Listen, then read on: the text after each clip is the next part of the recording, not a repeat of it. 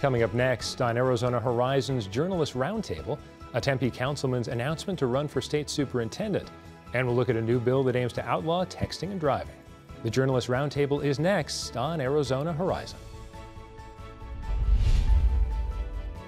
Arizona Horizon is made possible by contributions from the Friends of Arizona PBS, members of your PBS station. Thank you.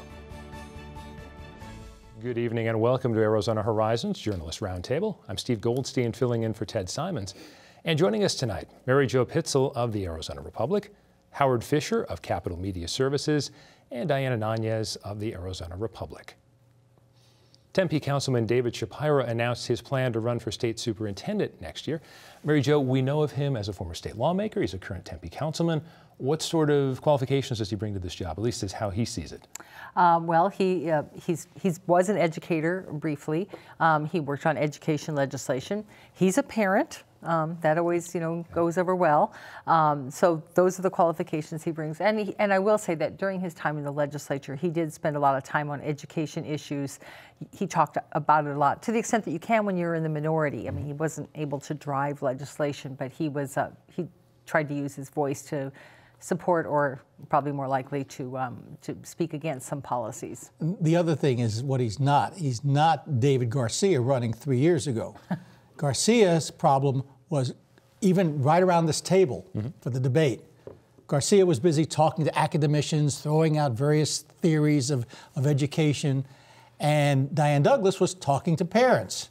And Shapira, knows better than that. Shapira will talk to constituents, will talk to voters, as opposed to some high-level theoretical. Well, you mentioned Garcia. Is his decision to run for governor the reason Shapira is running for superintendent, or would he have run anyway?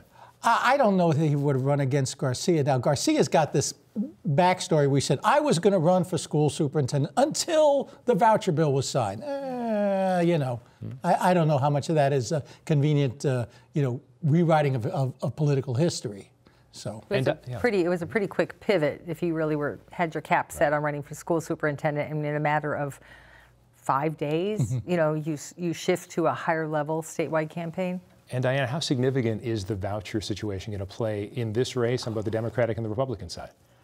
I think it's going to be very significant. I don't think that there's any way it cannot be significant. And I think that's part of the reason why we're seeing it consistently play out, why the Dems are refusing to let it go and why the Republicans want it to go away. We have other things to work on. And if it is Shapira, and in this particular race, as Mary Jo mentioned, he made this a signature early on from day one, and he has not left that. I'm committed. I'm branded as a schools person, a teacher, a parent. My wife's a teacher.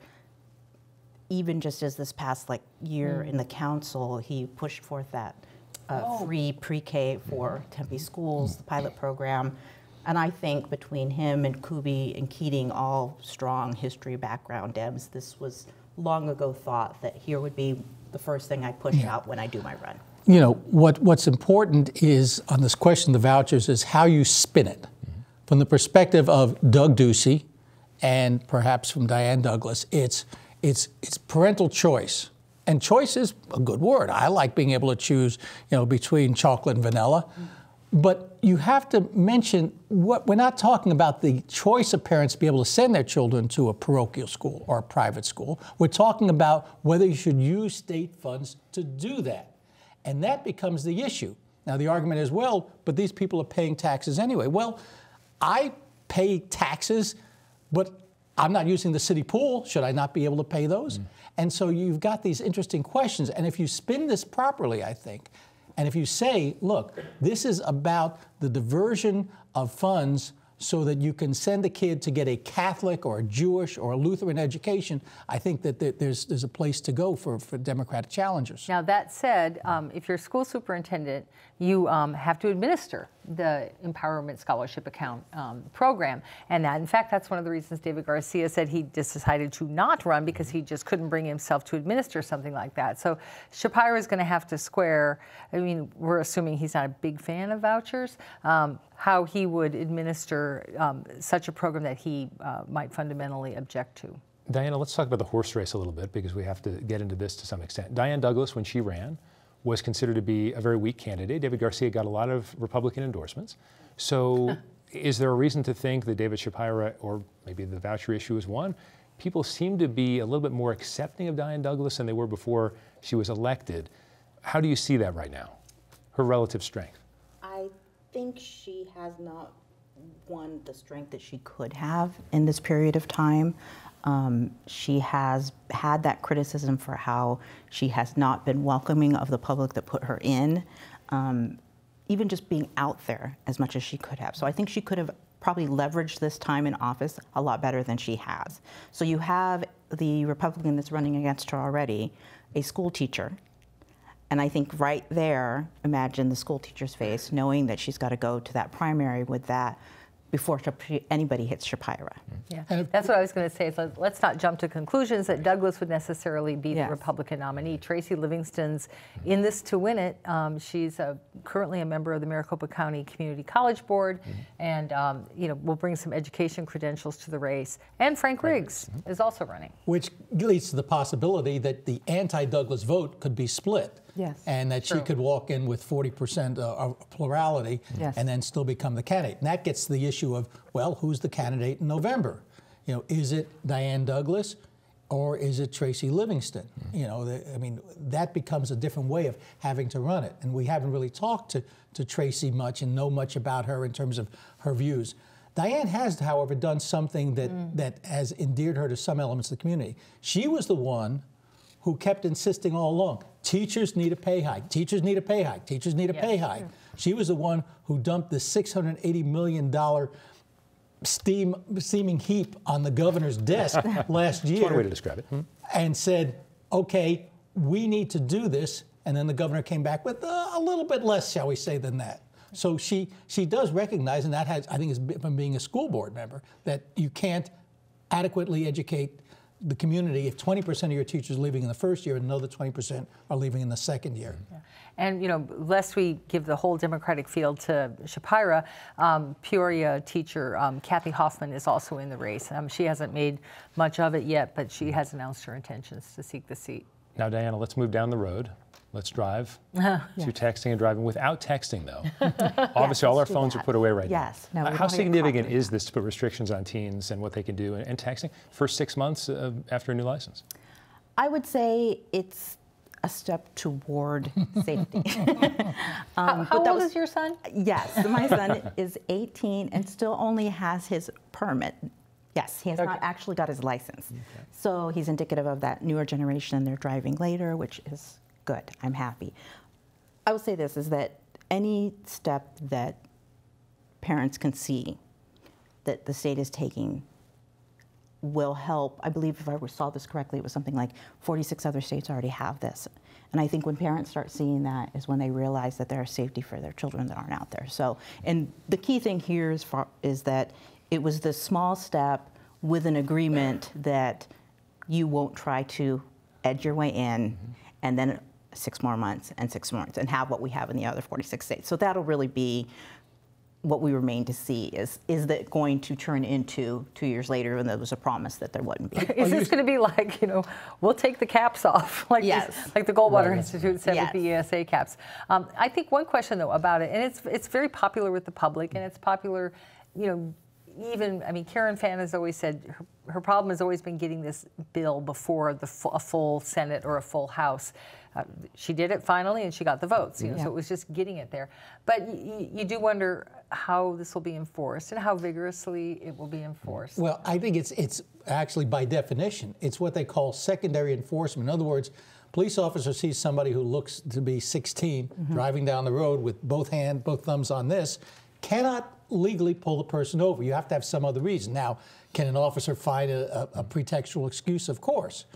But, you know, this is like the seatbelt law, where they don't want primary enforcement. They want this to be there. Now, the question becomes, if it's on the books, will some people obey it? Well, it's sort of like the seatbelt law when we first got it. I think that some people just simply said, oh, it says here in my driving manual, I have to do this. And I think that resulted in better compliance, and I think this will do that too. It created that awareness, absolutely. And once we move to self-driving cars, it'll be moot anyway, right? Yes. Howie, one political question related to this I wanted to talk about. Phil Lovis left the legislature. He was sort of a one-man blockade toward getting this through. Without getting into that too specifically, How often does that kind of thing happen? I think about when Senate President Andy Biggs was in place. There were certain things he didn't want to let through. How often does that kind of thing happen? More often than I think the public would like to acknowledge. I'll give you a perfect example. There was a bill that passed out of the House for a memorial for the January 8th shooting victims in Tucson. This is Gabby Giffords was shot, 6 people were killed. Got out of the House 49-11. Went over to the Senate. Gail Griffin chairs the Senate Natural Resources Committee, dead. Committee chairs have enormous power to go ahead and to kill things like that. And that's why you get to be a committee chair. Are there ways around it sometimes, getting a measure pulled, striking it onto something else perhaps? But this happens all the time. You know, Mary Jo and I see this almost on a weekly basis where some bill gets out of one chamber or doesn't even get a hearing in the first one, and it's, oh, I'm sorry, we're just too busy. That happened earlier this year with Representative Boyer had a bill to restrict tobacco sales to, what was it, I think 21, Right. Anybody under age 21, and it got a little bit of a splash, and then it just sort of died in the committee drawer. And Eddie Farnsworth this year has bottled up a couple of bills dealing with criminal justice reform, you know. And again, he's never quite said why. We know he has a particular philosophy of criminal justice.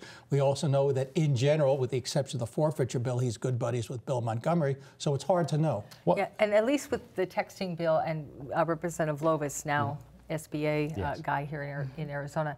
He said, "Look, I'm a little concerned that this is a camel's nose under the tent. It's the start of that, that first step.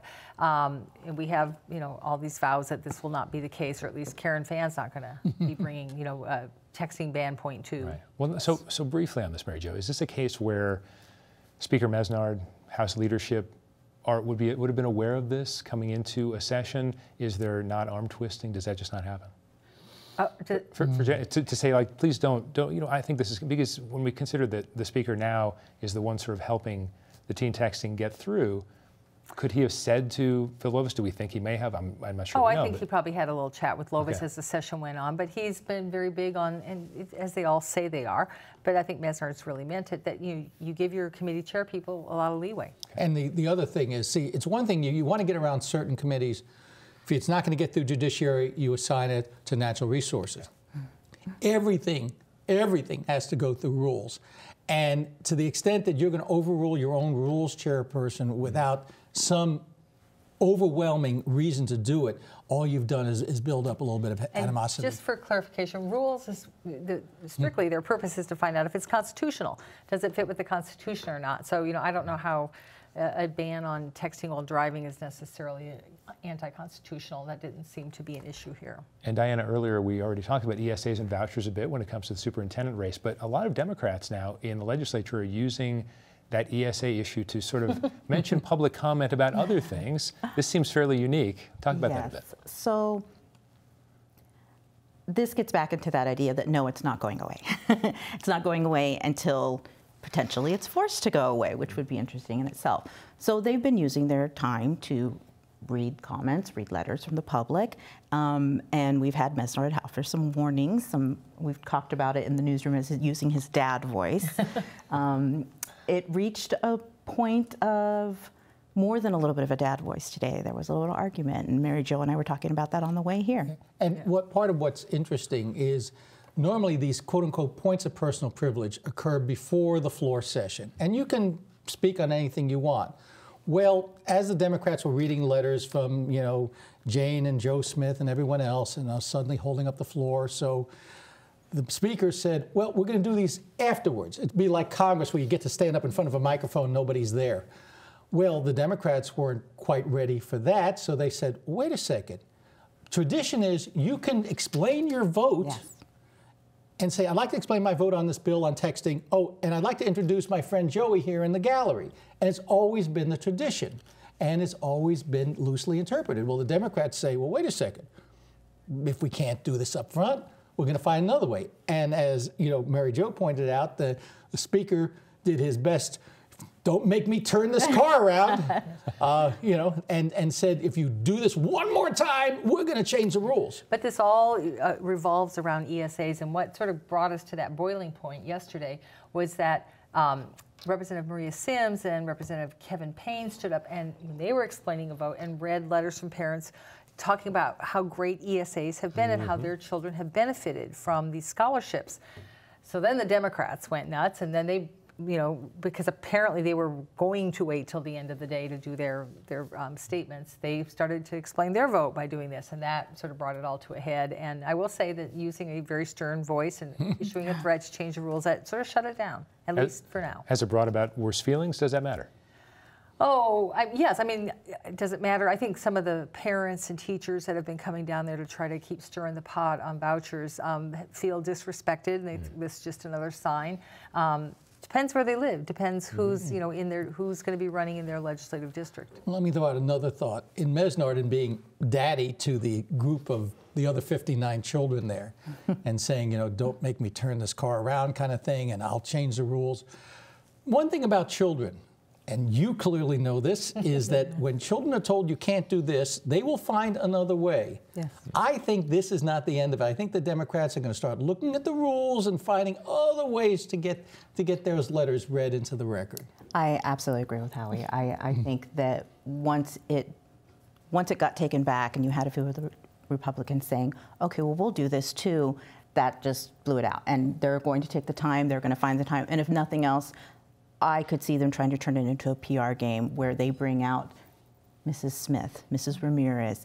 I thought I could go to the legislature and have my voice heard. Who knew that my public officials It might be like wouldn't Congress, where the majority turns off the TV feed, and then we end up with YouTube videos, you know, of the Democrats holding a sit-in. Well, and you're seeing that with the town halls. You're seeing that with there's a line to be drawn. We saw some people kind of have some backlash, as what we saw with Flake, but this is a strategy, and I absolutely do believe that there could be some conversation, as Howie says, where it's like, okay, how can we continue to bend the rules, and how can we just put the face of the people out there?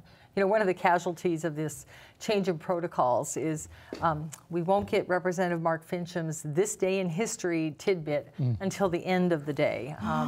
And he stands up and pulls out these very interesting facts from the Historical Register and reads them. And there's, I will say, even among his colleagues, there's some eye rolling. I spoke to one new Republican freshman this week, and this person said, who will go unnamed, she said, well, I just wasn't expecting that there'd be this much talking down here. And you know, that extends to both parties.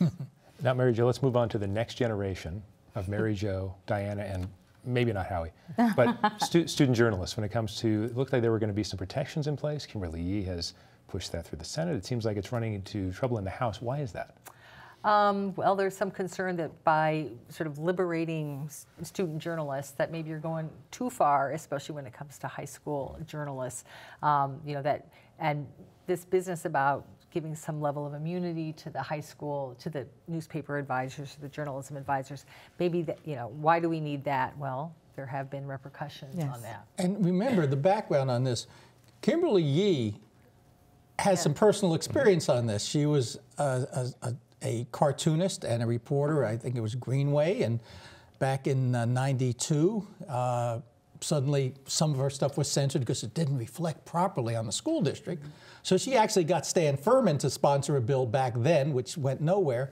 And then she suddenly realized, hey, this never got through. And she said, I can personally attest to the fact that administrators censor, and not censor over obscenity, not censor over privacy, but censor over perception. And she said that shouldn't happen. And that's really the key here. Well, and this came out right after we had the story that went national and viral about the students at Pittsburgh, Kansas, and they had been writing stories, and they unveiled that their principal that the school district had hired did not have the credentials that she said she did. And this story, we saw it in the Post, we saw it go across, and people really realized that given the proper opportunities, which in this case it worked that way, and they even said that there was some pushback at first. So I think you have that idea of, is there a potential to have students do real journalism, and if so, do you allow them to do so? And Yee's a perfect example, saying, I can speak to this, I can say that that could be prevented, and here's a way that we can compromise and make sure that they have those protections. What's important is there used to be a U.S. Supreme Court ruling that said student journalists, including in high school, are entitled to the same First Amendment protections. Then 20 years later, the High Court sort of reversed itself and said, well, we're going to give administrators more power. which is why Kimberly said this is why we need this bill. Now, will this bill go forward? Yesterday, when it came up for discussion in the House, it got pulled into the voucher Of course. debate because Representative Mitzi Epstein wanted to make sure that if students who get state money in their voucher, that this should also apply to them. And so down the rabbit hole we went, and I think after an hour and a half, House Majority Leader John Allen just said, we're just going to retain the bill, put it on, so it's on hold. There's also the attitude among some of the lawmakers that students could pat him on the head and everything else. Rusty Bowers, who was an accomplished artist in his own right, said, look, I did not become an artist when I started using finger paints. I had to be trained, I had to go through internships and everything else, and he said, look, there are elephants that you let them walk through paint, and does that make them an artist? I don't think that being a student journalist makes you a journalist, and that, I think, is going to turn around and bite him in terms of politically. And Diana, finally on this, does this show a disconnect? We've heard about criticism of the legislature for not respecting certain aspects of education. Does this feel like we're anti-ivory tower on this one, and could that get lawmakers into trouble? I think we've seen that they don't think that could get them into trouble, whether it actually does in reality. I think that the fact that Yee is the face of this, I think had it been another person that couldn't speak to the personal experience, we'd be in a very different situation.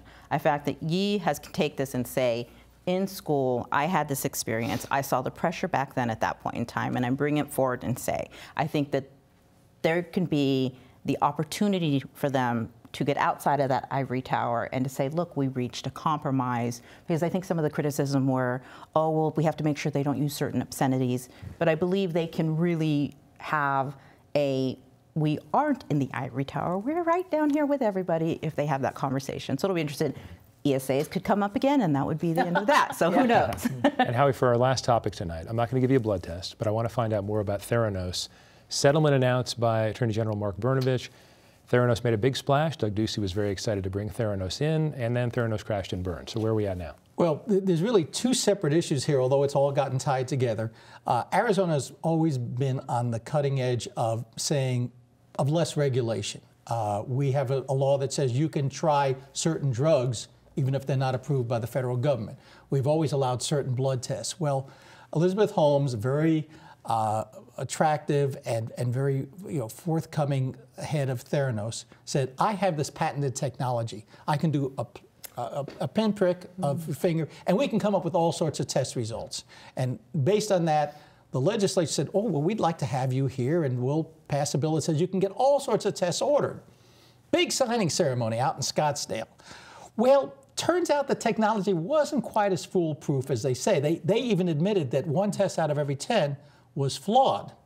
Well, that led to lawsuits, which led to civil actions, which led to the Attorney General seeking and getting refunds for everybody who had the tests, which perhaps had nothing to do with the legislation, but certainly I dragged out my picture of Doug Ducey signing that bill with Elizabeth Holmes on his shoulder and said, oh, we went from here to here. So is this another example of where you see maybe growing distance between Ducey and Brnovich in terms of their stances on things? The Attorney General has defended the state's minimum wage law successfully.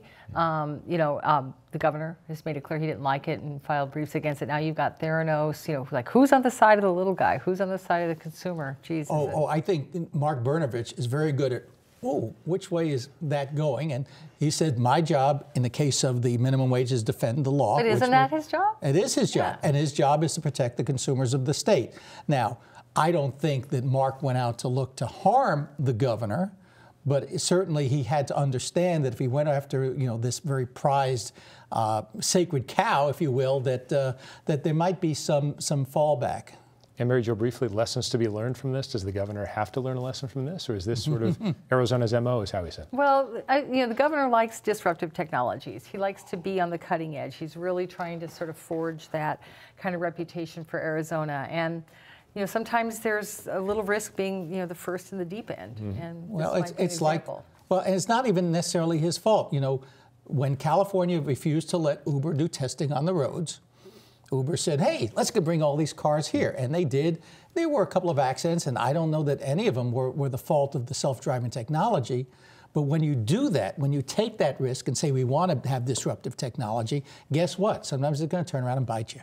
The question is, though, when you take those risks twice and it turns around and bites you twice, then at that point, does the public start asking you to vet those risks a little bit better? So does that mean we have to wait for the first Airbnb that's going to blow up because it was just too big of a party happening? And The first self-driving Paradise car. Valley backyard. Well, the fact is, I think you're exactly right on that. I think when neighbors start realizing it's not just their next door neighbor who's renting something out, but some developers come in and rented 4 houses in their neighborhood for a party, it's going to come around and bite somebody. Howie, Mary Jo, Diana, thank you for the conversation. Thank you. Monday on Arizona Horizon, we'll discuss the case of the first DACA recipient to be deported under the Trump administration. And zoos and aquariums are coming together to save the world's most endangered mammal, the vaquita porpoise. How Mexico is leading the effort. That's Monday at 5:30 and 10 on the next Arizona Horizon. I'm Steve Goldstein, in for Ted Simons tonight. Thanks for watching and have a great weekend.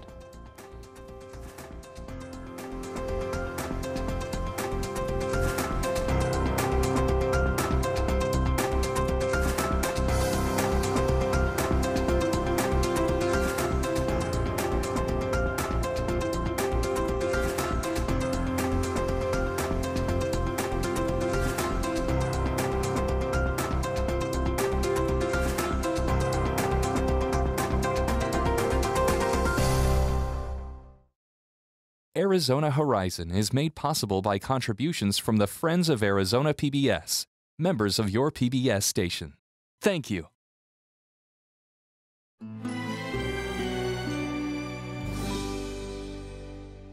Cruller.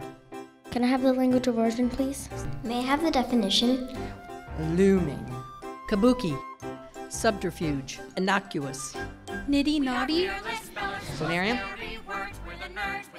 Can you use it in a sentence? Part of speech?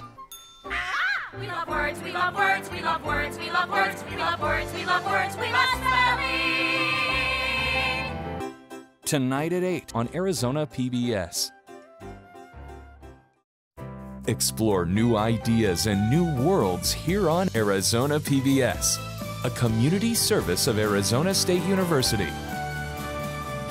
See this patio? There used to be a motorcycle sitting there, a bike I didn't use and didn't want, so I donated it to public television, and they took care of everything. In addition to supporting my favorite programs, I earned a tax deduction. Turn something you don't need into something you really want. Contact the Vehicle Donation Program. Coming up next on Arizona PBS, Life and World. At ASU, we believe the most important semester is the one that starts after you get your diploma, the one called life. So we work hard to help our alumni thrive, teaching them the importance of not only achieving their goals, but exceeding them. With innovative programs that embrace hands-on learning, that encourages real-world growth. Our alumni know it can be the education of a lifetime, for a lifetime. For more information, asu.edu. Coming soon to Arizona PBS. Next time on The Coroner. Hold on! Man on the road! A woman in the local Coast Guard drowns on a search mission. I found this, a small tear in Erica's life jacket. As Davy and Jane investigate, another Coast Guard member dies. He was killed with a spear gun. And when Mick is attacked... What if someone's got a grudge against me?